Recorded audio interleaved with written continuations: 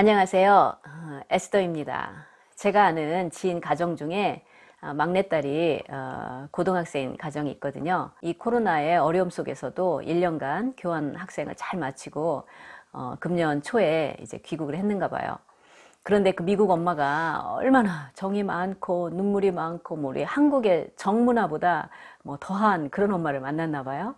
그러면서 1년 내내 야, 너희 엄마는 응? 딸을 어떻게 여기까지 멀리 보낼 생각을 했느냐 그 얘기를 자주 하시면서 요즘도 보고 싶다고 자주 전화가 온다는 거예요. 근데 제가 이 엄마를 아는데 이 엄마는 정도 많고 희생적이고 참 사람이 좋거든요. 근데 몇 주 동안 이제 집에 돌아 생활을 하면서 뭔가 섭섭한 게 있었는가 봐요. 딸이 도대체가 누가 진짜 엄마인지 모르겠다고 이렇게 꽁알거린다는 거예요. 그런데 이것이 그 딸내미 이야기만은 아닙니다. 우리 이야기이기도 하고요. 또 구약의 이스라엘의 이야기이기도 합니다. 이사야서는 1장에서 39장까지는 심판에 대해서, 그리고 40장에서 66장까지는 이제 위로에 대한 서술을 합니다. 후반부의 첫 번째 장인 40장에서 이스라엘 백성들은 하나님께 섭섭한 마음을 토로를 합니다. 왜냐하면 고난이 너무나도 길고 불신이 하나님 우리를 버렸나 보다 하는 그런 것이 확신이 됐기 때문이죠. 그러자 하나님께서 이렇게 말씀하세요. 이스라엘아, 어째서 너는 하나님께서 내 고통을 보지 않으며 내가 원통한 일을 당해도 무관심하다고 불평하느냐. 그러니까 하나님은 나는 억울하다. 나는 너희를 사랑한다. 너희의 고통과 원통은 나의 고통과 원통이기도 하다. 하지만 네가 무능하고 지칠지라도 낙심치 않고 나를 계속적으로 기다리면 다른 사람들이 알지 못하는 비밀한 새 힘을 지속적으로 주겠다라고 약속을 하십니다. 또 신약에서도요, 예수님께서 나사로가 그 죽은 뒤에 이제 방문을 하시잖아요. 슬픔에 못 이겨 하는 마리아와 마르다, 그리고 함께 우는 지인들을 보면서 예수님도 함께 우시는 거예요. 조금 있으면 예수님께서 나사로를 부활시킬 것을 아시면서도 그렇게 사람들의 그 눈물과 고통에 대해서 공감을 하시는 거예요.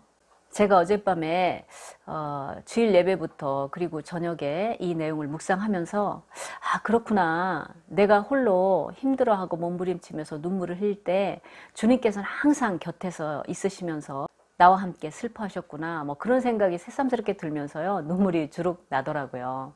제가 전과는 다른 차원에서의 기쁨과 감사하는 생활을 하면서요. 하루하루 배워가는 게 많습니다. 그 중에 한 가지는요.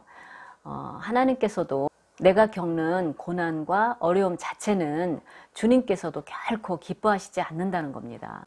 현재 한국의 그 80% 이상이 미자립 교회라고 하죠. 그래서 사모님들이 일을 하시는 경우가 다반사입니다. 또 제 주변에도요, 목사님들과 사모님이 교회도 어려운데 몸도 편찮으신 경우들이 참 많아요. 그리고 또 선교사님들이 이 코로나 시대에 어렵게 귀국을 해도요, 고국에서 잠시 몸을 의탁할 때가 마땅치가 않은 거예요. 부모나 형제들 또 참 한계가 있는 거죠. 그 외에 사역자가 아니라 할지라도 경제적인 문제, 건강의 문제, 또 가정의 문제들이 얼마나 산적해 있습니까? 그런데 하나님께서는 이런 모든 우리가 당하는 문제들을 다 알고 계시고 우리의 슬픔과 고통 가운데 항상 함께 계시다는 거예요. 그리고 어쨌거나 범사에 감사하라고 명령을 하는 거예요. 그래서 우리가 고난에 대해서도 감사를 하는 거죠. 하지만 고난 자체를 감사하는 것은 아닙니다. 이것이 분명해야 될 것 같아요.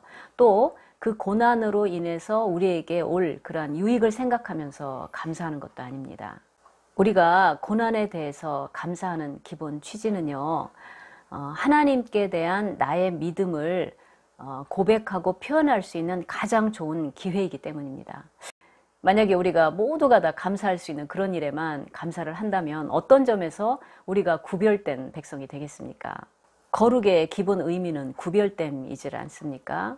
산상수훈에 많은 내용을 주셨지만 결국에는 우리가 다른 이들과는 다른 삶의 방식, 다른 반응으로 멋진 삶을 살라는 거 아닙니까? 제가 조만간 레이기 두 번째 줌 특강으로 레이기의 음식법을 지금 준비하고 있는데요.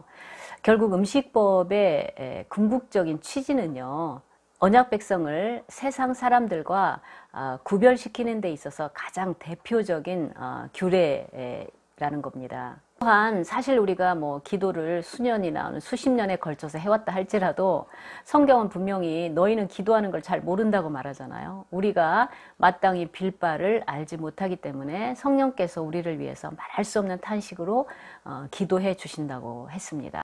결국 우리가 고난에 대해서 감사하는 것은요, 이 고난 자체는 나도 주님도 원하지 않는 거지만 이 고난에도 불구하고 하나님을 신뢰합니다 라고 고백을 하는 거죠. 바로 하나님께서 이 믿음을 찾고 계시는 거고 이 믿음을 기뻐하시는구나 라는 것을 알게 되었습니다. 내가 원하는 것을 주시면 감사하죠. 하지만 주시지 아니할지라도 내 신분을 바꿔주신 것 그 하나만 가지고도 주님을 기뻐하고 즐거워하라는 얘기입니다. 그런데 이러한 마음으로 주님께 감사를 하다 보면요, 놀라운 일이 일어난다는 것입니다. 물론 바다 위에 광풍이 일어나면요, 바다 표면에서는 뭐 난리가 납니다. 비바람이 치고 배가 파손되고 난리가 나겠죠. 하지만 그러한 바다의 그 밑에 심연에서는요, 태고적인 꼭 정지 화면과 같은 그런 고요가 있다는 것입니다. 맞습니다. 고난 자체는 바다 위의 풍랑처럼 우리를 쉬지 못하게 하고 고난과 통증을 주고 그것이 외부로부터 오면 우리는 그냥 당할 수밖에 없지 않습니까? 그런데 하나님의 백성에게는요, 그 순간에도 내 영혼의 극히 깊은 곳에서 맑은 가락이 울려나는 것이 가능하다는 얘기입니다. 자, 성경에서는 최소한 2명 이상의 증인을 요구하죠. 그러니까 저 말고 제가 지난 영상에서도 언급한 저의 지인에 대해서 추가적인 그런 내용을 나누고 싶습니다.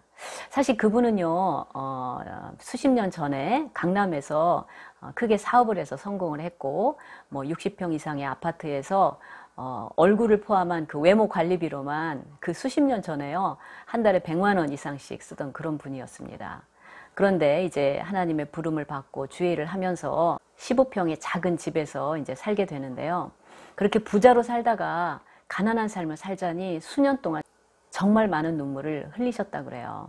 그런데 요즘에 믿음으로 기뻐하고 믿음으로 감사하면서 자신의 마음에 평안과 기쁨의 그 시냇물이 계속적으로 흐를 뿐 아니라 20대 초반에 회심 후에 경험했던 그러한 기쁨을 회복했다고 그래요. 그 첫사랑의 특징이 뭡니까? 뭐 아무것도 외적으로는 변한 것이 없는데 그냥 모든 것이 다 사랑스럽고 기쁘고 감사한 거죠. 그러면서 너무나 기뻐서 지난 주말에는 핑크빛 옷을 입고 하루 종일 돌아다녔다 그래가지고 둘이 또 전화로 한참 또 깔깔 웃기도 했습니다.